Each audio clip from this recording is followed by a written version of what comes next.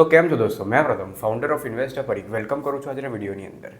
આજના વિડીયોમાં છે ને આપણે બે એનર્જી સેક્ટરની કંપની ઉપર ડિસ્કશન કરવાના છે અને આ બેની વચ્ચે આપણે કમ્પેરિઝન કરવાના છે. હવે આ બેમાંથી સૌથી જે પહેલી કંપની છે ને એ છે ભેલ અને જે બીજી કંપની છે એ છે સુઝલોન. હવે આ વિડીયોથી તમને શું ખબર પડશે? હવે આ વિડીયોમાં છે ને તમને શીખવા મળશે કે કઈ રીતે આપણે કોઈ પણ એક સેક્ટરની બે કંપનીની છે ને એનાલિસિસ કરી શકીએ. હવે આ બે એનાલિસિસ કરતી વખતે કયા કયા પેરામીટર યુઝ કરવાનો હોય ને એનું પણ તમને આઈડિયા આવશે. બાય ધ વે આ જ વિડીયોમાં આપણે છે ને 3 પેરામીટર યુઝ કરવાના છે. એમાં જે સૌથી પહેલો પેરામીટર આપણે યુઝ કરશું ને એ હશે રેશિયો એનાલિસિસ.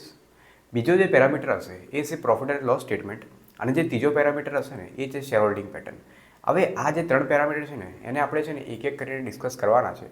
તો હવે જે સૌથી પહેલો પેરામીટર આપણે ડિસ્કસ કરીશું ને એ છે રેશિયો એનાલિસિસ. તો રેશિયો એનાલિસિસની અંદર સૌથી પહેલાં આપણે ભેલ બાજુ જોઈએ તો ભેલ જે કંપની છે એનો જે માર્કેટ કેપ છે ને એ 1,10,000 કરોડ છે. એના કમ્પેરિઝનમાં સુઝલોનને આપણે જોઈએ ને તો સુઝલોનનો જે માર્કેટ કેપ છે ને એ 83,900 કરોડ છે. તો માર્કેટ કેપથી આપણને ખબર પડ્યું કે સુઝલોનના કમ્પેરિઝનમાં આ જે ભેલ કંપની છે ને એ થોડી વધારે મોટી છે. હવે જે બીજી વસ્તુ છે એ છે પ્રાઇસ ટુ બુક રેશિયો.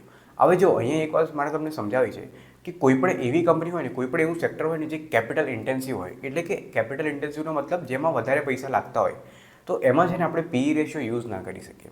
એમાં પીઈ રેશિયોની જગ્યાએ છે ને આપણે પીબી રેશિયો યુઝ કરવો જોઈએ અને એ જે પીબી રેશિયો છે ને એ આપણે અહીંયા યુઝ કર્યો છે જેને પ્રાઇસ ટુ બુક રેશિયો કહેવાય છે. તો અહીંયા જે ભેલનો પીબી રેશિયો છે ને એ 4.5 છે. એના કમ્પેરિઝનમાં આપણે સુઝલોનનો જોઈએ ને તો એ અહીંયા 21 છે. તો પીબી રેશિયો આપણને શું બતાવે કે ભાઈ કંપની સસ્તી છે કે મોંઘી છે? તો અહીંયા સુઝલોનના કમ્પેરિઝનમાં આ જે ભેલનો પીબી રેશિયો છે ને એ ઓછો છે. તો એનો મતલબ છે કે આ જે ભેલ છે ને એ સુઝલોન કરતાં આપણને સસ્તામાં મળે છે. હવે એના પછી જે રેશિયો છે ને એ છે ઓપીએમ, એટલે કે ઓપરેટિંગ પ્રોફિટ માર્જિન. અહીંયાથી છે ને આપણને કંપનીનું પ્રોફિટ માર્જિન કેટલું હોય ને એ ખબર પડતી હોય છે. તો આ ભેલનું જે ઓપરેટિંગ પ્રોફિટ માર્જિન છે ને એ 2.5% છે. એના કમ્પેરિઝનમાં આપણે સુઝલોનનું જોઈએ ને તો એ 16% છે. તો ઓપરેટિંગ પ્રોફિટ માર્જિન આ બંનેના કમ્પેરિઝનમાં સુઝલોનનું વધારે છે. હવે જે બીજો રેશિયો છે ને એ છે પ્રોફિટ ગ્રોથ. ભેલનો જે પ્રોફિટ ગ્રોથ છે ને એ -37% બતાવે છે, પણ સુઝલોનની કમ્પેરિઝનમાં આપણે જોઈએ ને તો સુઝલોનની જે પ્રોફિટ ગ્રોથ છે ને એ 219% છે.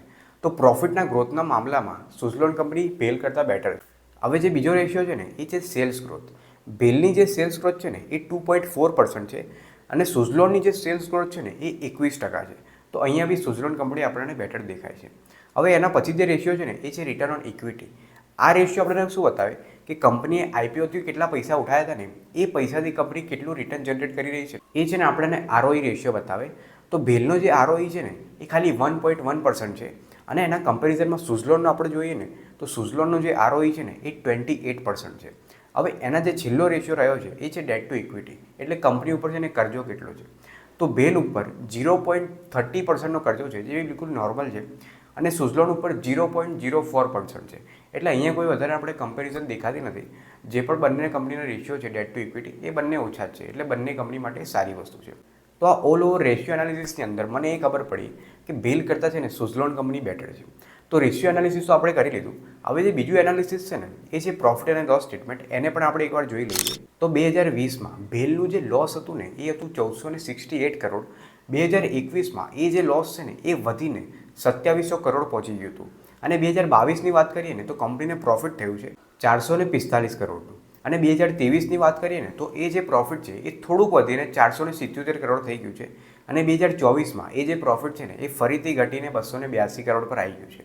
હવે એના કમ્પેરિઝનમાં સુઝલોનની વાત કરીએ ને તો 2020માં સુઝલોનનું જે લોસ હતું ને એ હતું 2,612 કરોડ અને 2021માં એ જે લોસ છે ને એ પ્રોફિટમાં કન્વર્ટ થઈ ગયું હતું અને જે કંપનીને પ્રોફિટ મળ્યું હતું ને એ હતું 104 કરોડનું અને 2022ની વાત કરીએ ને તો એ જે પ્રોફિટ છે ને ફરીથી લોસમાં બદલાઈ ગયું હતું અને એ જે કંપનીને લોસ થયું હતું એ હતું 177 કરોડનું. એના પછી 2023ની વાત કરીએ ને તો 2023માં તમને તો ખબર હશે કે ભાઈ સુઝલોને કેટલી રેલી પકડી હતી. તો એની પાછળનું છે ને કારણ આ જ હતું કે 2023માં એ જે 177 કરોડનું પ્રોફિટ હતું ને એ બદલાઈને 2,887 કરોડ થઈ ગયું હતું. તો એની પાછળનું છે ને કારણ આ જ હતું. પણ અત્યારે 2024ની વાત કરીએ ને તો આ જે પ્રોફિટ છે ને એ ફરીથી ઘટીને 660 કરોડ પર આવી ગયું છે.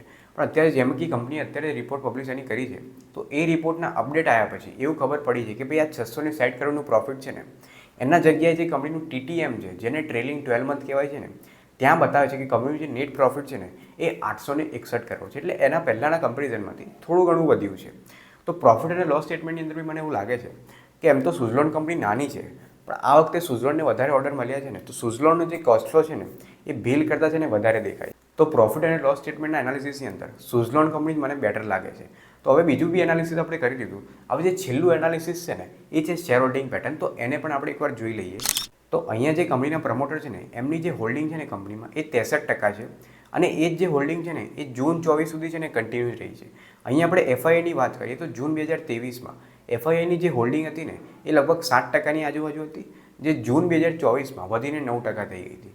અને ડીઆઈઆઈની આપણે વાત કરીએ તો એમાં જૂન 2023માં કંપનીની જે હોલ્ડિંગ હતી ડીઆઈઆઈની એ 16% હતી, અને જૂન 2024માં એ ઘટીને 15% થઈ ગઈ હતી. હવે એટલું બધું છે ને અહીંયા કંઈ ચેન્જ આવતો નથી. તો હવે છે ને આપણે ફરીથી સુઝલોન બાજુ જોઈએ. તો સુઝલોનની આપણે હોલ્ડિંગ ચેક કરીએ ને તો પ્રમોટરની જે હોલ્ડિંગ છે ને કંપનીમાં એ ખાલી 13% છે. તો આ વસ્તુ પર આપણે વિચારવા જેવી વસ્તુ છે. પણ અહીંયા એફઆઈની હોલ્ડિંગ જોયા પછી છે ને તમારી કંપની ઉપર છે ને કોઈ પણ રિસર્ચ કરવાની જરૂર પડે નહીં. તો અહીંયા છે ને સૌથી પહેલાં એફઆઈને જુઓ. એફઆઈની જે હોલ્ડિંગ હતી ને એ જૂન 2023માં 7%ની આજુબાજુ હતી, જે ડિસેમ્બર 2023માં આપણે જોઈએ ને તો એ ડબલ કરતાં પણ વધીને 17% થઈ ગઈ હતી. ને જૂન 2024ની વાત કરીએ તો આ જે એફઆઈની હોલ્ડિંગ છે ને એ વધીને 21% થઈ ગઈ છે. તો એફઆઈ જ્યારે પણ હોલ્ડિંગ વધારે ને તો એફઆઈને તમને તો ખબર હશે કે ભાઈ સ્માર્ટ માઇન્ડ કહેવાય. તો એ જ્યારે હોલ્ડિંગ વધારે તો આપણા જેવા રિટેલ ઇન્વેસ્ટર માટે છે ને એક સારી વસ્તુ કહેવાય. હવે એફઆઈને જોઈ, હવે એની નીચે આવે ડીઆઈઆઈ. તો ડીઆઈઆઈ ઉપર બી આપણે વોચ કરીએ તો ડીઆઈઆઈની જે હોલ્ડિંગ હતી ને જૂન 2023માં એ 5%ની આજુબાજુ હતી, જે જૂન 2024માં વધીને 9%ની આજુબાજુ પહોંચી ગઈ છે. તો આ પણ છે ને ઇન્વેસ્ટર માટે એક સારી વસ્તુ છે. હવે શેર હોલ્ડિંગ એનાલિસિસની અંદર કઈ કંપની બેસ્ટ છે ને એ છે ને તમારે મને નીચે કમેન્ટ કરીને બતાવવાનું છે. અને અગર આજના વિડીયોથી શીખવા મળ્યું હોય ને કે કઈ રીતે આપણે કોઈ એક સેક્ટરની બે કંપની વચ્ચે કમ્પેરેટિવ એનાલિસિસ કરવાનું, તો વિડીયોને છે ને લાઇક કરી દેજો. અને વિડીયો અગર અત્યાર સુધી જોયો હોય ને તો ચેનલને સબસ્ક્રાઈબ કરવાનું ભૂલતા ના.